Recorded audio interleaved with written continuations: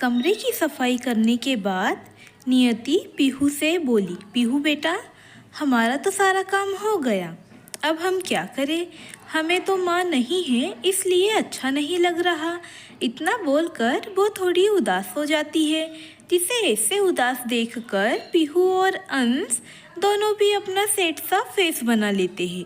तभी पीहू बोली, मॉम, कोई बात नहीं, दादी शाम तक वापस आ जाएंगी और डैड भी वापस आ जाएंगे, तब तक चलो हम पकड़म पकड़ाई खेलते हैं।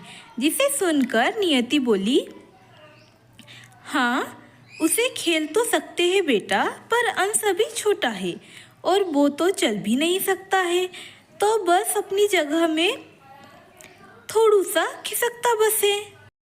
और हम अंश के बिना तो ऐसे खेल नहीं सकते हैं ना, नहीं तो अंश को अच्छा नहीं लगेगा।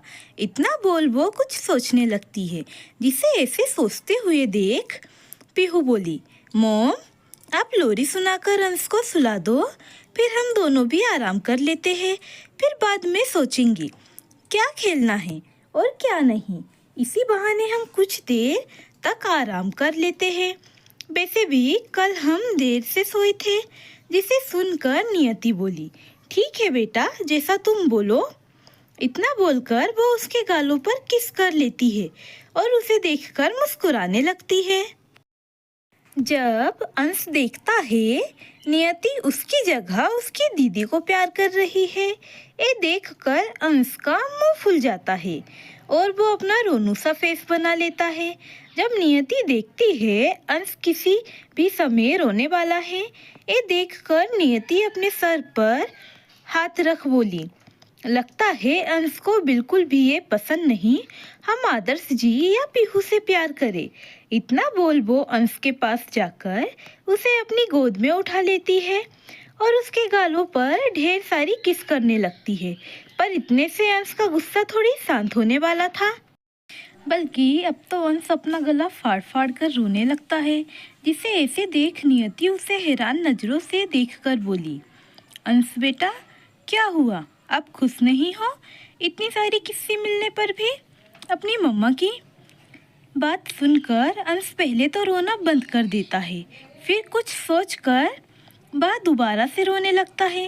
जिसे ऐसे रोते हुए देखकर पीहू बोली, मॉम, लगता है अंश आपसे नाराज हो गया है और अब आपको उसे मनाना होगा।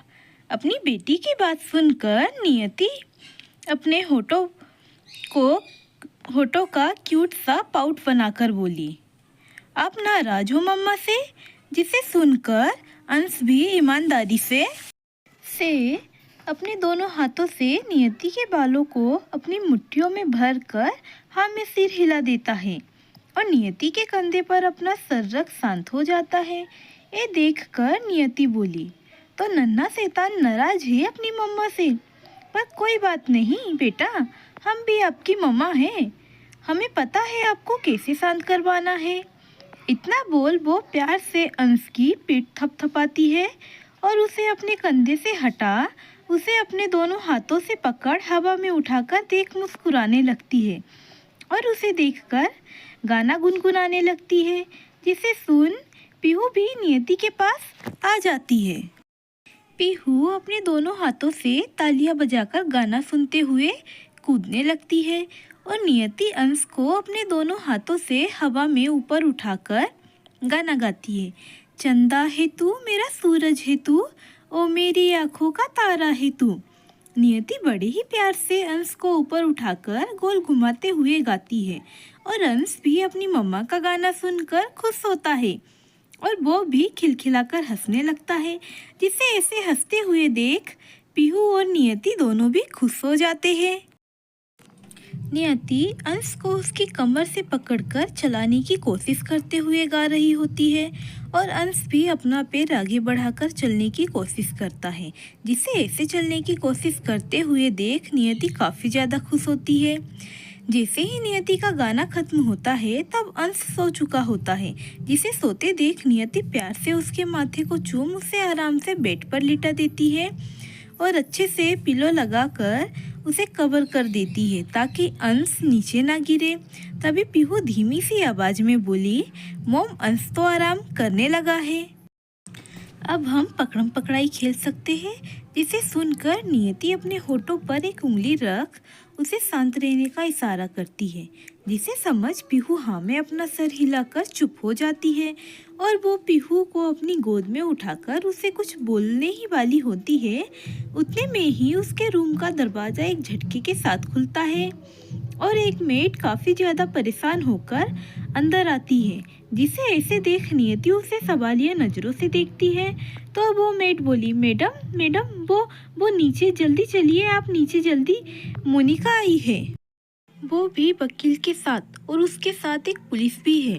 इतना बोल वो काफी ज्यादा डरी सहमी होती है और उस मेड की बात सुनकर नियति की आंखें और भी ज्यादा हैरानी से बड़ी हो जाती है और वो बोली, वो चुड़ैल अब क्यों यहाँ पर आई है? इतना सारा तमाशा करने के बाद भी उसका मन नहीं भरा जो वो फिर से यहाँ पर आई है।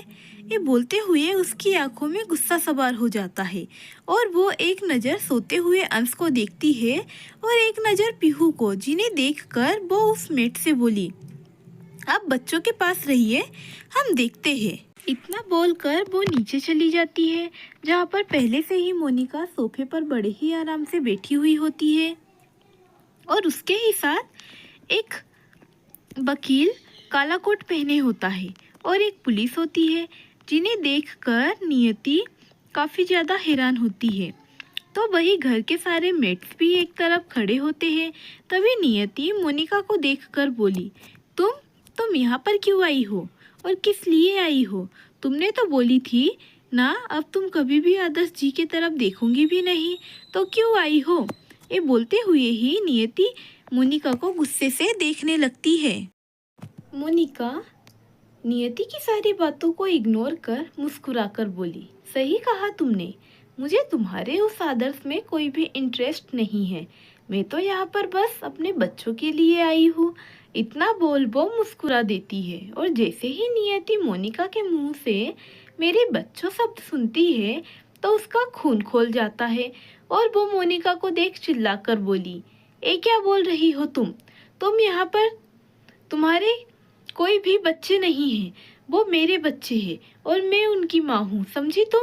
नियति की बात सुनकर मोनिका मुस्कुराकर बोली, हाँ तुम भी उनकी माँ हो, पर तुम सौतेली माँ हो और मैं उनकी सगी माँ हूँ जिसने उन्हें जन्म दिया है, तो तुम से ज़्यादा हक मेरा है उन पर और मैं अपने बच्चों के लिए आई हूँ। इतना बोल वो दोबारा मुस्कुरा देती है, मगर खुद के लिए सौतेली शब्द सुनकर नियति का तो मानो दिल ही टूट सा जाता है और उसकी आंखों में आंसू की कुछ बूंदें आ जाती है, पर वो उन्हें अपनी आंखों में ही जब्त कर बोली, नहीं, तुम उनकी माँ नहीं हो, वो मेरे बच्चे हैं और मैं उनकी माँ हूँ।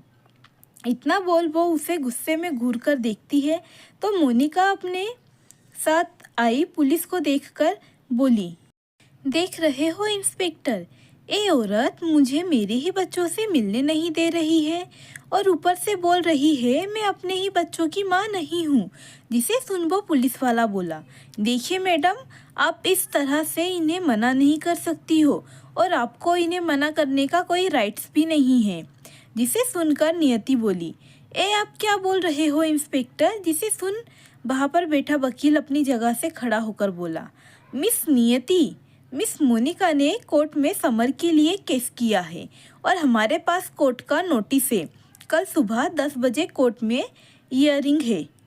बोलते हुए ही वो कोर्ट का नोटिस नियति के सामने कर देता है, जिसे नियति अपने कांपते हुए हाथों से ले लेती है। तभी मोनिका नियति के पास जाकर उसे देख धीमी आवाज में बोली, मुझे पता है तुम अपने उन सौतेले बच्चों से कितना प्यार करती हो और सच कहूँ तो मुझे ना तुम्हारे उन बच्चों में कोई भी इंटरेस्ट नहीं है और तुम चाहती हो मैं अपना केस वापस ले लूँ, तो तुम अपने उस पति से बोलो वो मुझे अपनी आधी प्रॉपर्टी दे दे। अगर वो मेरे नाम अपनी आधी जायदाद कर देता है तो मैं तुमसे वादा करती हूँ मैं अपना केस वापस ले लूँगी, मगर वो ऐसा नहीं करता है तो मैं तुमसे वादा करती हूँ एक केस तो मैं ही जीतने वाली हूँ, क्योंकि मैं उसकी बायोलॉजिकल माँ हूँ। जिसने उसे जन्म दिया है और तुम उनकी सौतेली माँ हो और सारी दुनिया को पता होता है सौतेली माँ कैसी होती है, तो कोर्ट भी तुम्हें एक सौतेली माँ के नज़रिए से ही देखेगा।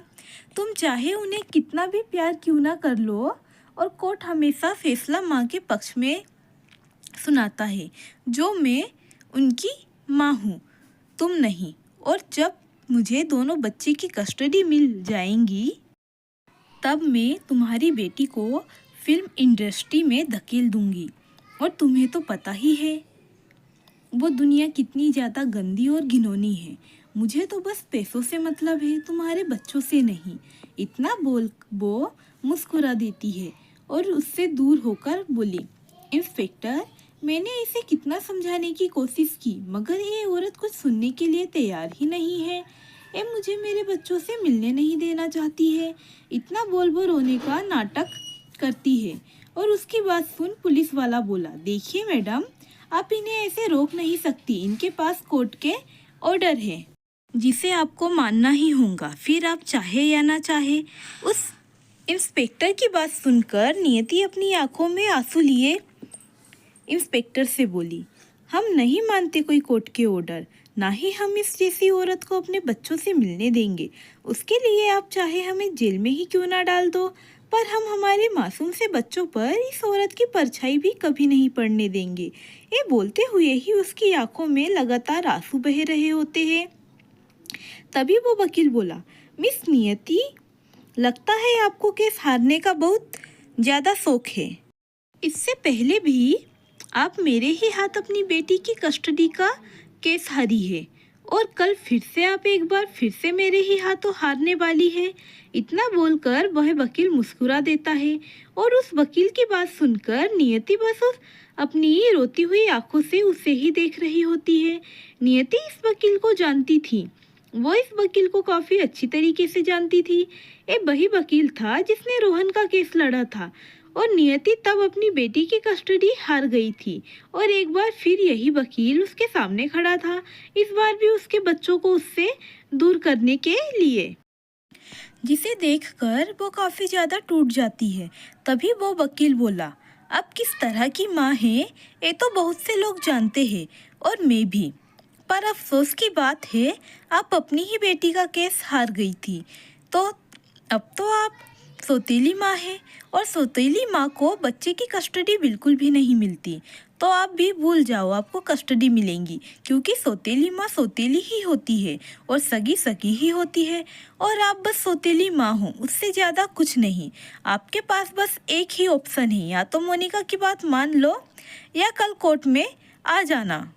पर याद रहे, सौतेली माँ को कोर्ट कभी भी बच्चे की कस्टडी नहीं देता। इतना बोल वो वहाँ से दोनों को चलने का इशारा करता है। तब मोनिका नियति के पास आ बोली, तुम सच में एक सौतेली माँ हो, और तुम कभी भी मुझसे जीत नहीं सकती, और तुमने आधी जायदाद मुझे नहीं दिलाई, तो मैं तुम्हारी बेटी को फिल्मों की गंदी दुनिया में ज़रूर धकेल दूंगी, जहाँ उसके साथ क्या होगा क्या नहीं तुम खुद ही सोच लो। इतना बोलकर मोनिका वहाँ से चली जाती है। नेक्स्ट एपिसोड की झलक।